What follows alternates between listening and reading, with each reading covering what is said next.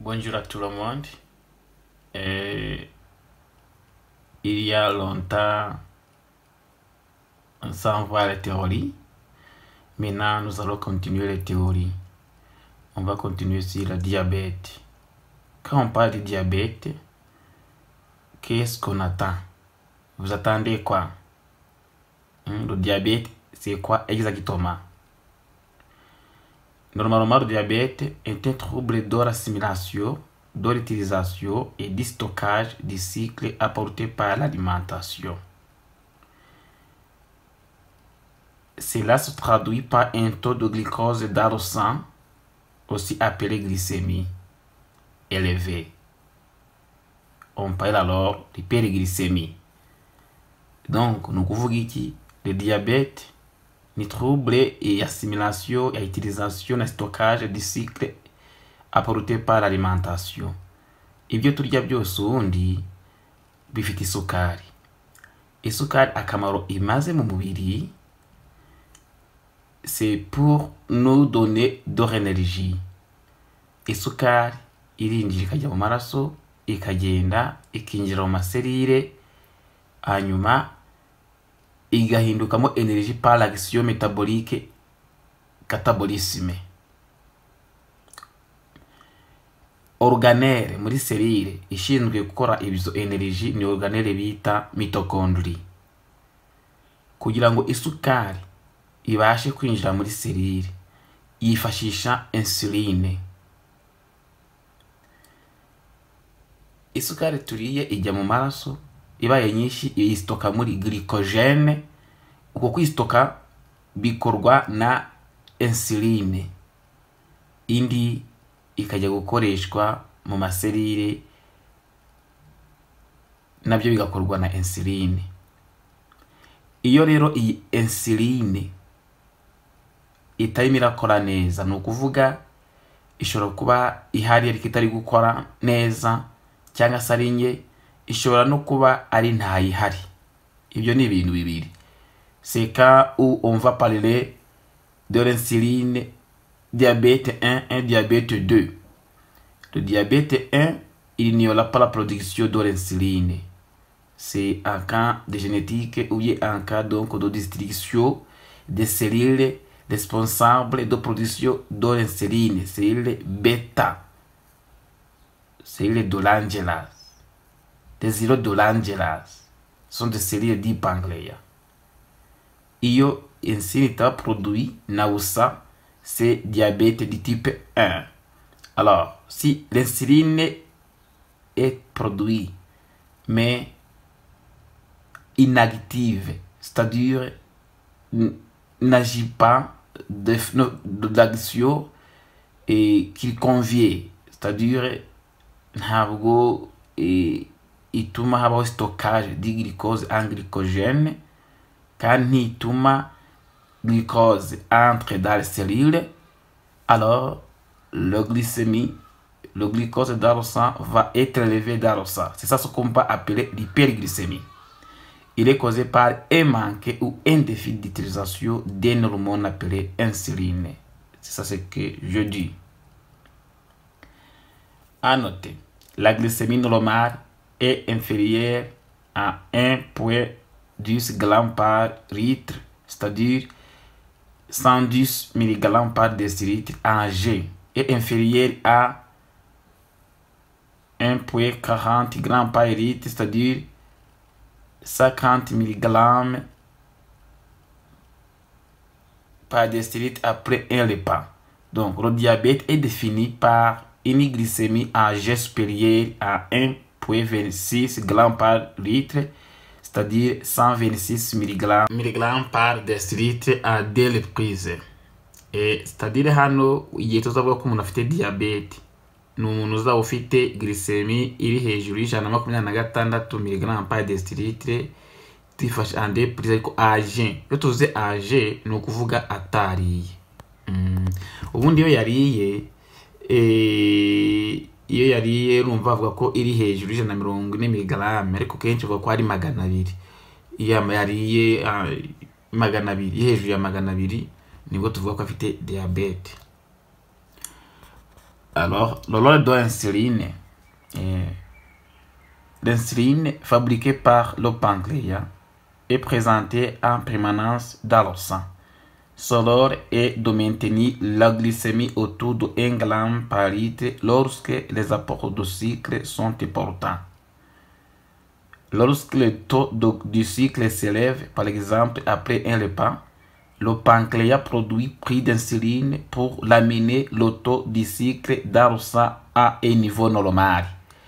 Ubundi iyo tumaze kurya isukari iba yiyongeye mu maraso, pancreas icyo ikora iseketa insuline kugira ngo igire gute ishyire insuline mu gipimo cyiza. Si l'insuline est en quantité insuffisante ou serait inefficace, le sucre s'accumule dans le sang et la glycémie augmente de façon excessive. C'est ce qu'on appelle l'hyperglycémie.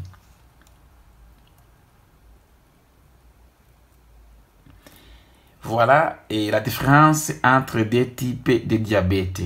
Le diabète type 1 et le diabète type 2. Pour le diabète type 1, le diabète type 1 est insulinodépendant. Le diabète type 2 le diabète de type 2 non insulinodépendant. Et diabète 1 est diabète insulinodépendant et aussi appelé diabète maigre, car l'un des premiers symptômes est l'amaigrissement ou diabète juvénile parce qu'il touche les gènes. Iyi diabète ni ya yindi nababwiye iba ifite il n'y a pas une production de l'insuline. Iyi ngiyi rero impamvu bayita ngo maigre ikunda kugaragaza ikintu cyo kunanura abantu. Bayita diabète juvénile parce que donc ifata abana bato. Donc il comporte pour environ 10% des cas et il est traité. Et alors tugereranya na diabète type 2, il est décrit sous le nom de diabète gras ou diabète de maturité, puisqu'il survient souvent autour de la cinquantaine chez les personnes en surpoids. Abantu bafite ibiro byinshi mu myaka 50 bakunda kugira diabète. Et donc elle comporte environ 90% des cas. Donc iyi ishobora gufata abantu benshi, niyo ifite abantu benshi urebye niyo igira gufata abantu benshi kuruta diabète type 1. Il est traité obligatoirement par l'insuline, niyo bayita insulinodépendant type 1. Il résulte de la disparition des cellules bêta du pancréas, entraînant une carence totale à l'insuline. Donc, il est associé par la disparition des cellules bêta du pancréas. Nababwiye ko cellules bêta ariyo responsable yo kugira gute yo produisa insuline. S'il y a une disparition des cellules bêta, il n'y aura plus d'une production de l'insuline. Les symptômes sont généralement une soif intense, des urines abondantes et un amaigrissement rapide. Kuri type 1. Ahangaha kuri type 2, des anomalies sont responsables à l'hypoglycémie. Soit le pancréas fabrique toujours de l'insuline mais pas assez par rapport à la glycémie. Ici, le pancréas produit de l'insuline mais l'insuline n'est pas assez. C'est insulinopénie. Insulinopénie ni ukuvuga insuline babaye nkeya mu maraso. Soit cette insuline agit mal, c'est insulinorésistant. Iyo bava mu type 2 bayita non insulinodépendant, bakayita insulinorésistant. Impamvu muri kuyibona iba insulinorésistant kubera ko insuline irahari ariko ntiri gukora akazi igomba gukora. Il est inactive cyangwa se ikaba ari nkeya bigatuma bidakora wa murimo igomba gukora, babita insulinorésistance. Indolore, le développement peut passer longtemps inaperçu. On estime qu'il s'écoule en moyenne 5 à 12 ans entre l'apparition des premières hyperglycémies et le diagnostic. nuvuga ishobora kumara igihe kinini abantu bataragira gute batarayimenya. Dukomeje nanone kuri diabète type 1, les symptômes sont généralement une soif intense, des urines abondantes et un amaigrissement rapide.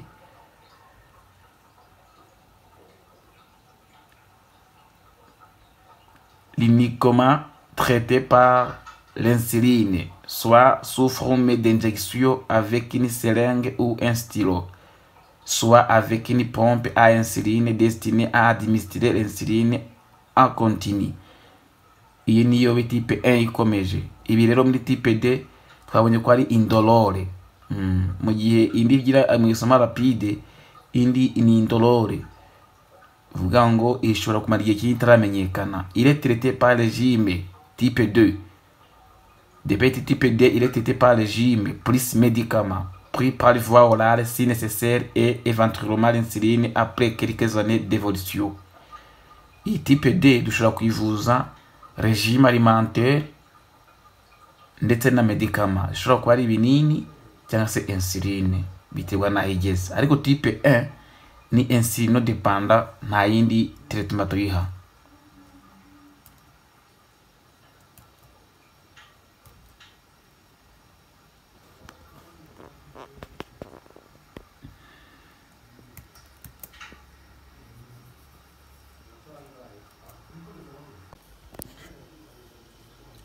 Qu'est-ce que le diabète insipide?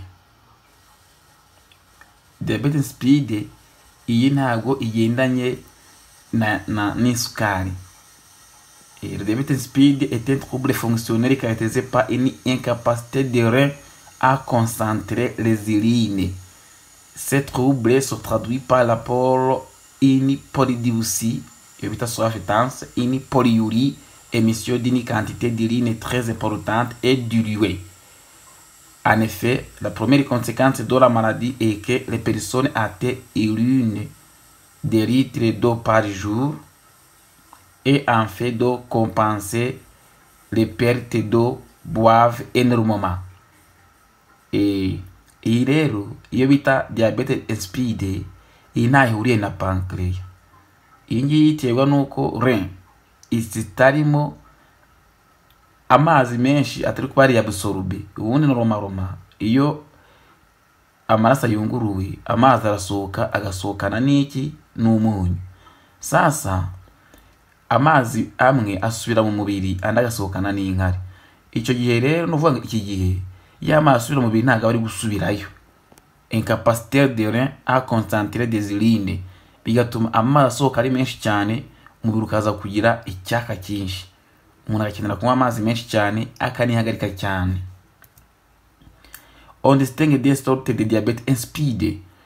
Il y a diabète insipide central. Iyi ngiyi rero il est provoqué par une carence en hormones antidiurétiques. Une hormone antidiurétique ou vasopressine. Bayita vasopressine cyangwa se hormone antidiurétique qui est fabriquée par l'hypothalamus.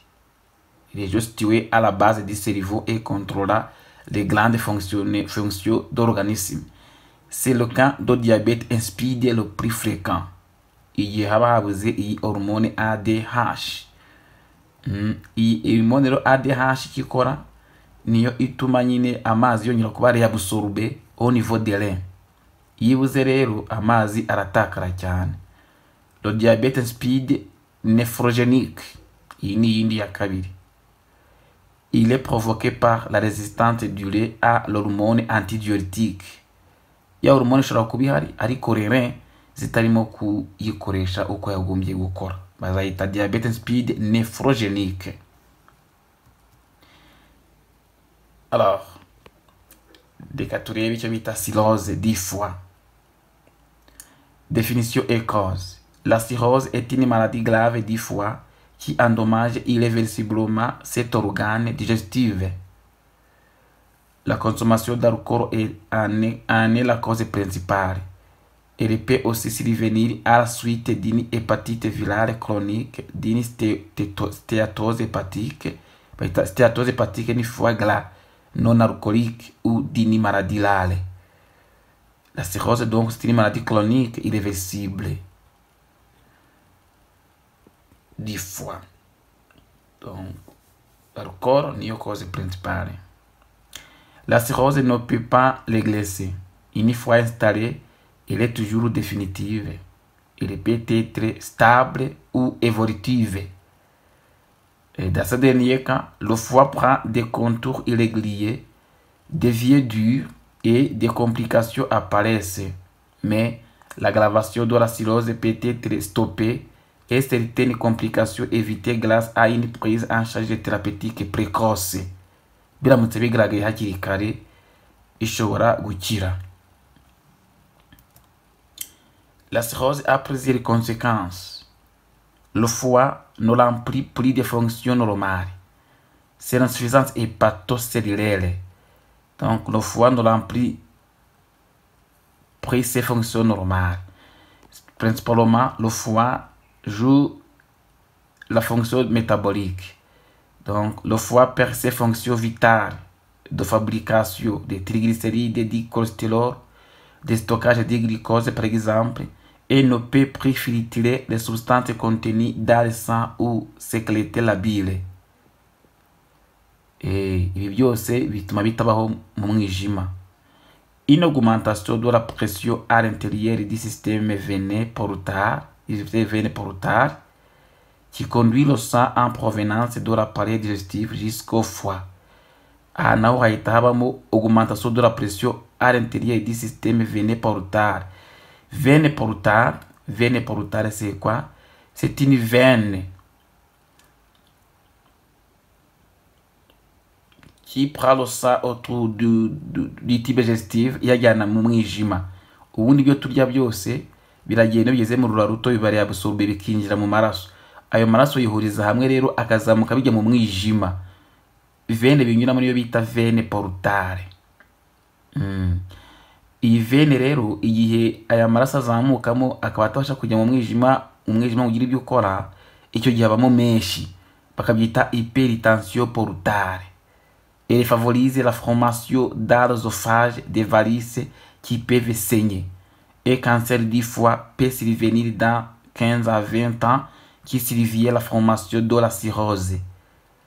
Et urabona izindi complications za cirrhose hépatique. Qu'est-ce que la suite? La suite est un épanchement de liquide ou accumulation de liquide dans la cavité péritonéale. C'est un acide. C'est un épanchement de liquide ou bien c'est l'accumulation de liquide dans la cavité péritonéale, c'est-à-dire à l'intérieur de la membrane qui entoure les viscères abdominaux. Dans le langage courant, on parle parfois d'eau dans le ventre. On utilise aussi le terme acide pour désigner ce liquide qui s'accumule dans l'abdomen. L'acide aussi, c'est une complication de cirrhose et hépatique. Urabona acide aya mazi yakimiramo ubundi abavuye mu maraso, cyane cyane ku bantu bafite indwara y'umwijima. Pour les gens avec les maladies les cirrhose hépatique, nababwiye ko hamo hypertension portale. Iyo biri muri iriya veine, donc birabyigana et puis l'eau s'échappe akajya gushaka aho yibika, akajya kwibika muri partie péritonéale. Normalement, du liquide est présent en très petite quantité dans le péritonéal, dans le péritoine. Haba harimo liquide ubundi muri péritoine nkeya, mais son accumulation va entraîner l'apparition de symptômes et d'éventuelles complications. L'acide n'est pas une condition mortelle, mais peut-être le signe d'une atteinte hépatique sévère. Ubundi acide ntago yica, gusa yerekana ko umuntu afite indwara ikomeye cyane ishobora kuba ari nk'iy'umwijima cyangwa se umutima. Gusa complication acide uko amazi aba mu menshi agenda compressa diaphragme. Noneho diaphragme muzi ko ari muscle respiratoire iyi contracta kugira ngo tugire inspiration. Iyo yicontracte isa nk'iryamira ibyo mu nda. Iyo harimo amazi rero ibura uko yicontracta, bityo umwuka wacu ukaba mukeya, nitwinjiza umwuka neza. Ok, merci pour la suite. On peut donc dire sur le massant Mais il faut savoir que les causes, différentes causes de l'acide, c'est une affection chronique hépatique et insuffisance cardiaque chronique. Izo ebyiri nizo ziri responsable ya acide. Ibintu byose bishobora gutuma amaraso aguma hamwe cyangwa se proteine nazo zikamanuka. Merci beaucoup.